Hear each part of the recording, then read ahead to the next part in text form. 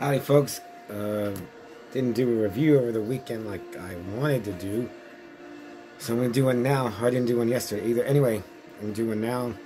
I just wanted to say though, Saturday night I went to see Gruesome. They were gruesomely awesome.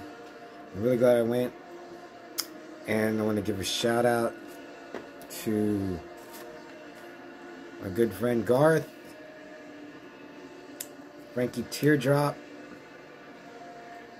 Salty Caramel Bird Dog Whiskey, and Banana Bread Beer. And where are you, TZ? I emailed you. I haven't heard from you. I hope you're doing good. Get in touch. I hope you like this video. So, I'm going to review Don't Go in the Woods Alone. On IMDb, it just says Don't Go in the Woods, but on the DVD, it says Don't Go in the Woods Alone. And I can't remember, I used to go to this comic book store, and these other guys, like the guys that worked there, they like crazy movies too. And I can't remember who, it has to be one of them that lent it to me. And I've had it for a while. And, okay, it's from 1981, directed by James Bryan, written by Garth Eliason. And, I put it on yesterday when I got home from work. I was so tired, I kept like dozing off, like as I was watching, and I was like, let me turn it off and I'll start it over, I'll finish it. And I went to my friend Luciano's, hey Luciano, to watch Raw, and then I got home and I finished the rest of it.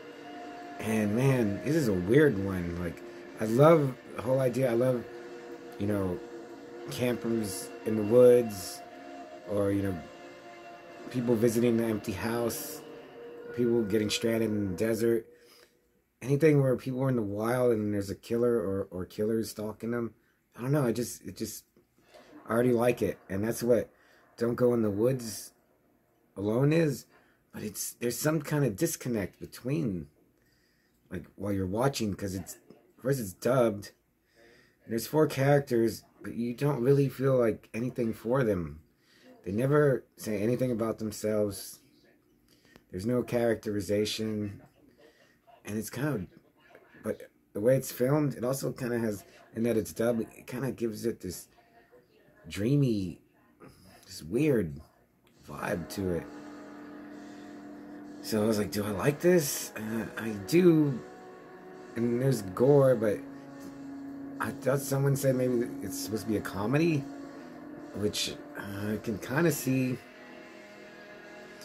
But I did watch it all, and there are some gruesome moments. Oh, gruesome again. Some pretty bloody kills, and it's not those parts. There's one kill, I was like, this isn't funny. This is pretty brutal. And I was actually hoping that, oh, maybe the girl's gonna live, but then I was like, no, she's dead. She's pretty dead and bloody and messed up. But there are some comical kills too, like some decap, like a decap, and then like an arm chopping. I was like, this was weird. What's going on? Yeah, and then there's just this big hulking brute in the woods. Just one. He has a spear. He throws spears. I think he looks pretty cool. I saw a review that said that he was not intimidated at all, but I don't know. He's pretty big, and he almost looked like a Mad Max guy, just in the woods. Oh yeah, and in the woods too. It said they filmed it in Utah. I was like, man, there's some shots in here. I mean, they're not as good, but I was like, this could be like Lord of the Rings. I mean, 1981. The mountains and the forest, they're just so expansive, and it just looks. There's a part where a character, so this is what it must have looked like a million years ago, and I was like, well, maybe, but I mean, it definitely has that just a wild, like, just like otherworldly look to those mountains, but they didn't really take full advantage of that. A movie like The Forest, you get that more if you've seen The Forest. And then I read in some places this is called The Forest Part 2. I was, oh, because I kind of see, because The Forest, I guess I should review that too. That has like a dreamy quality. I remember I watched The Forest like every day for a week, like Monday through Friday. Anyway, Don't Go in the Woods Alone. If you like it's not as good as Texas Chainsaw Massacre, or The Hills Have Eyes. Maybe getting down, not even The Burning. Maybe when you're getting like to Madman, or even Just Before Dawn is better than this.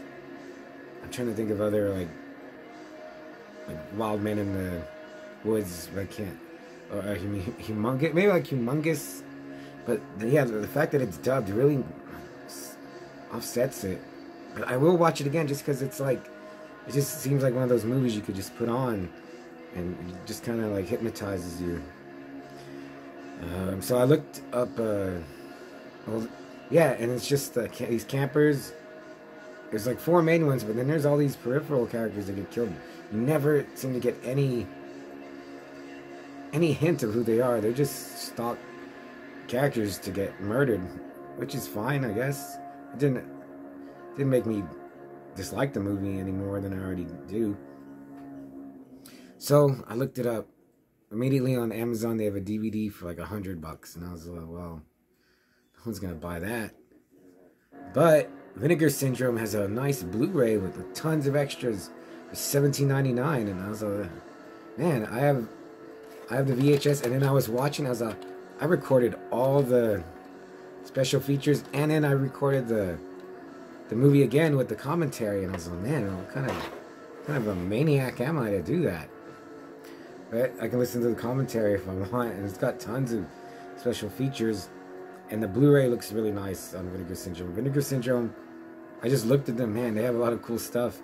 I think Vinegar Syndrome, I mean, don't think they are. They're really expensive. They have to have those sales, I think, to get people to buy their stuff. Anyway, Don't Go in the Woods Alone. Yeah, if you like, I would say get it. If you like just a slasher in the woods, there's not much to, debate about it, and it's just different. Or even something like Rituals. Rituals is really good. But Don't Go in the Woods Alone. It's just more like I don't know. I feel like compelled to tell you, just get it, because the cover looks cool. It's just a weird movie. It's from, and another review said, they'll never make a movie like this again. And yeah, that's true. You'll never see a movie like Don't Go in the Woods Alone made today. They couldn't. Weird ending, and I guess you should get it so you can see it. But yeah, there's characters, but you don't know who these people are, like I said, and it was weird. You can't connect to them. Because the director made this other movie called Executioner 2. Not that Executioner, you probably know.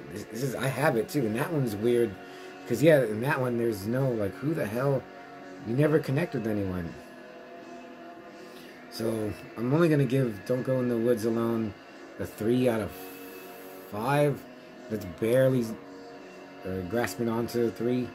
But I like it, and I don't like it. And I'll watch it again, and I think you should watch it. And I guess that's about it. Oh, and this is TZ. I've been listening to your music all weekend, and I'm still rocking out to some tzglitter. So, hey, if it's cool, TZ, I'll put your address. Let me know, or your email. Put your email. If I can muster up the strength to do that. I'm pretty tired. I just got out of work. But yeah, Don't Go in the Woods Alone. It was so weird. So I'm gonna try to do more horror movie reviews for the Halloween holiday time. So I guess that's it. Yeah, I guess this wasn't that good of a review, but I'll see you later. The next one will be better, I promise.